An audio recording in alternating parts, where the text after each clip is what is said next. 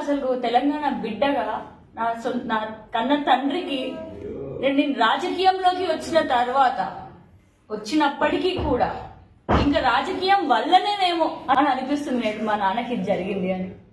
ఎందుకంటే ఆయన కేవలం ఒక వ్యాపారవేత్త. మరి ఆ వ్యాపారవేత్త నిమిత్తంలో ఒక ఆఫీస్కి పోతే పక్కడ్బందీగా ప్లాన్ చేసి ఒక 20 మంది బీజేపీ గూండాలని పెట్టుకొని మా నాన్న మీద అత్యాచార యత్నం చేసిరు. మరి ఆ ఆఫీస్ ముందు బీజేపీ కార్యాలయం, అక్కడ అరగంట దూరంలోనే ఒక 10 నిమిషాల దూరంలోనే మరి నడ్డా మీటింగ్ జరుగుతుంది. మరి మా నాన్నని ఎంత కొడితే మొత్తం నోట్ల నుంచి రక్తం కక్కుకొని డ్రెస్ మొత్తం కూడా రక్తంతో నిండిపోయి ఉంటుంది. ఆలోచించండి. మరి ఆ రక్తం షర్ట్ కూడా మార్చిన తర్వాత కొత్త షర్ట్ వేసి పంపిస్తే కూడా ఇంత రక్తం వచ్చింది. క్లీన్ చేసి బయటకి ఏమి జరగనట్టుగా కొత్త షర్ట్ వేసి పంపిస్తే కూడా ఈ విధంగా రక్తం అంటిందనంటే వారు ఎట్లా కొట్టిల్లో అర్థం చేసుకోవచ్చు.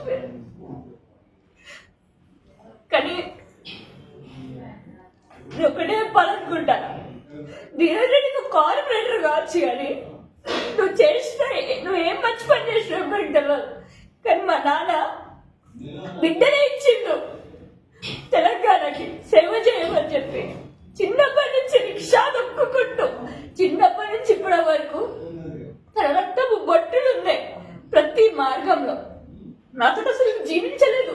6 నెలలకు ఒకసారి ఇంటికి వచ్చేటోడు. అంత కష్టపడాలి మా బిడ్డను అంత స్థాయిలో చూడాలి అని చెప్పేసి అంత కష్టపడి రూపాయి పోగు చేసుకుని 50 లక్షల రూపాయలతోటి సొంత గ్రామానికి జిల్లా పరిషత్ హై స్కూల్ కూడా కట్టించింది. నేను దాని పేరు కూడా దాసరి పద్మాన్వయ జిల్లా పరిషత్ హై స్కూల్.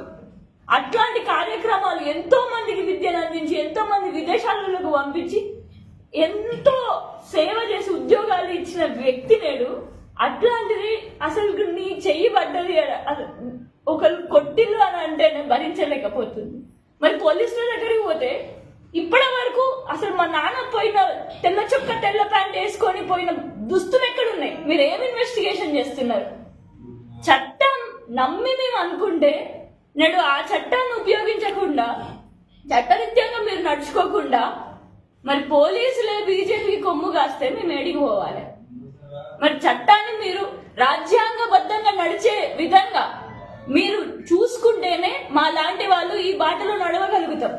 కానీ మీరు చట్ట విరుద్ధంగా నడిస్తే మాత్రం మేమే చట్టాన్ని చేతిలో తీసుకుంటాం. బరాబర్ తీసుకుంటా. రేపు న్యాయం జరిగేంత వరకు, ఆయనను అరెస్ట్ చేసి జైల్లోకి పంపించేంత వరకు ఎవరున్నా లేకపోయినా మా నాన్నకి నేనున్నా అని చెప్పేసి నేను కూర్చుంటా. మరి ఖచ్చితంగా పోలీస్ ఇన్వెస్టిగేషన్ బరాబర్ జరిగి మరి అక్కడ మన ధీరజ్ రెడ్డిని ఖచ్చితంగా జైలుకి పంపించాలి అని చెప్పేసి నేను డిమాండ్ చేస్తున్నా. చట్టాన్ని కూడా నమ్మి మరి ముందడుగు వేస్తున్నాను. అందరికీ జై తెలంగాణ.